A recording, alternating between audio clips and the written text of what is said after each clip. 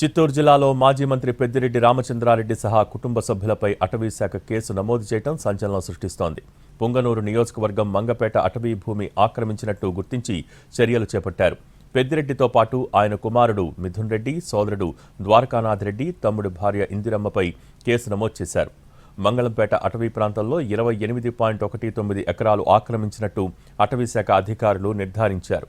Forest act, wild life protection యాక్ట్లోని వివిధ sections కింద కేసులు నమోదు చేశారు. భూముల కబ్జాపై రెవెన్యూ, పోలీస్, అటవీ శాఖల అధికారులతో ప్రభుత్వం సంయుక్తంగా విచారణ కమిటీ వేసింది. భూ ఆక్రమణతో జీవ వైవిధ్యానికి భారీ నష్టం కలిగించినట్టు నిర్ధారించారు. మరికొన్ని రోజుల్లో పాకాల కోర్టులో అటవీ శాఖ అధికారులు ఛార్జ్షీట్ దాఖలు చేయనున్నారు.